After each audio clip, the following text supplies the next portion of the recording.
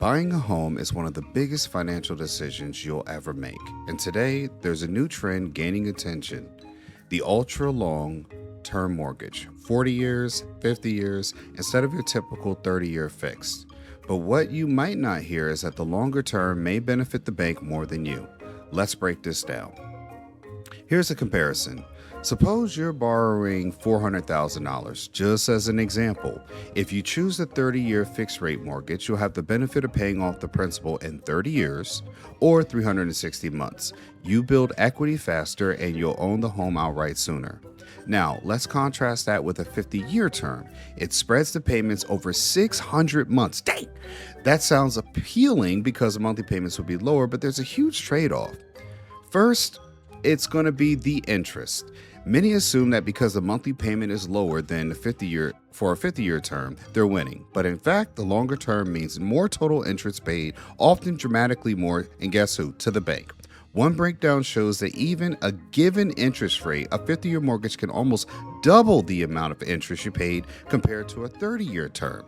Also, lenders will probably charge you behind a higher interest for the 50-year term because they're taking more risk and there are more regulatory complications. For example, one source says that a 30-year mortgage at 6.32%, a 50-year version might be 6.8% or even higher. So you're paying lower monthly, but you're paying much more total interest over time. This can't be right. This has got to be a big joke. And here's the thing. This structure tilts the advantage towards the bank or whoever holds the loan. Why? Because a longer term means more months during which interest accrues. The lender collects more interest over the life of the loan. It also delays when you actually build meaningful equity in your home. We'll cover equity in a moment, of course, if you're asking what it is. You stretch those payments out for more than 50 years, and you more than likely have a job change, health issues, life events, or something that's going to change your life where you can't consistently make those payments. It sounds like you're getting more of an affordable payment today, but you're handing a bank a long, stable revenue stream at your expense. This is why we need this conversation. Equity is basically when you truly own in your home. Like, what's the actual difference between what your home is worth and what you still owe to the mortgage? There are two ways that equity grows. First, by paying down the principal. As you make your mortgage payments, that part that goes towards the principal increases over time. In the early years, especially in long-term loans, most of your payment goes towards interest. Second, there's an appreciation of your house value. So if your house goes up in price, that naturally increases your equity. But with a 50-year term, things change a whole bit. Your monthly payments are lower, so less of the payment goes towards your principal in those early years. And I mean kind of a long time, all right?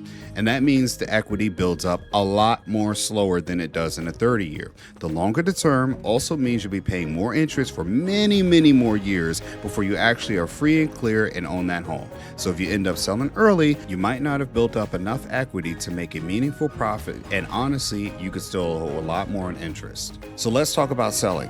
Most experts say that you should expect to wait at least 5 years and often even longer to build enough equity and offset the cost of buying and selling, like closing costs, commission, and taxes, so you genuinely walk away with a profit. With a 30-year mortgage, your equity trajectory is faster, meaning you'll be able to sell that profitably sooner, assuming the home goes up in value.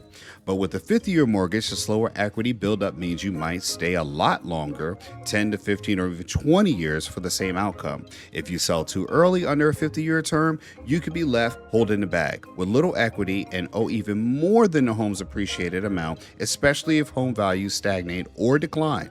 Think about this. Before you sign up for a 50-year mortgage, you need to ask yourself, do I expect to stay in this home for a very long time? Because the longer the term, the longer I have to stay to make it worthwhile. Is my monthly budget strong enough that I could afford a shorter term mortgage, that is, because I'm choosing a longer term just to lower my payment? If you are, that's dangerous. What happens if I move or sell in 7 to 9 years? Will I have enough equity? Will it basically be starting back over at square one? Can you refinance into a 30-year mortgage or a shorter term if the interest rate drops? Or and your income, will it continue to rise? These are questions you got to ask yourself. The point is, a lower monthly payment might feel like a relief, but in the long-term risk, they are significant. Here's the bottom line. A 50-year mortgage can feel like an affordable way into the housing market, but make no mistake, You are trading a large amount of future interest and delayed equity buildup so that if you pay less each month, that's going to be an issue. The benefits of the lender. There's another one. It doesn't really do you any favors unless you're extremely confident in your long-term stay in the home and your financial stability. If your goal is building wealth, generational equity, and being financially free sooner, then a 30-year mortgage, even shorter mortgage, often makes more sense. So before you commit, run them numbers. Ask yourself, how long are you going to stay? How much equity do you need? Or whether long-term costs can actually be worth the short-term relief. If you like help, including modeling different mortgage term scenarios, drop a comment and reach out. We got family members that are realtors and can help you out with making a decision to protect your future. Thanks for watching, folks. And remember, it's not about monthly payments. It's about a lifetime cost. So you need to choose wisely. If you're interested in starting off real estate by owning land, stay tuned and watch, because I'll show you how you can own land from Ancestry Lands. I'm Phil Davis. Don't forget to like, share, and subscribe, folks. We'll talk to you soon. Bye-bye. That's it, folks. You can go to Ancestry Lands to start owning property today with payments starting at $250 a month, no credit checks, and owning land has never been easier. It's time to build your land portfolio one property at a time. We help you to get dollars from dirt and build generational wealth by owning small plots of affordable vacant land. Contact us to learn more. Oh, and speaking of dollars from dirt, I also wrote a book about investing in land for you readers out there. My book, Getting Dollars from Dirt, A Beginner's Guide to Vacant Land Investing, is on Amazon. The link is in the description section below. Inside, you'll learn simple, easy to read insights that will have you understanding why you should own land today. For more tips and tricks, subscribe for updates, comment below, and let us know what you enjoyed about this video. Thanks for watching, and I'll see you in the next one. And remember, like and subscribe.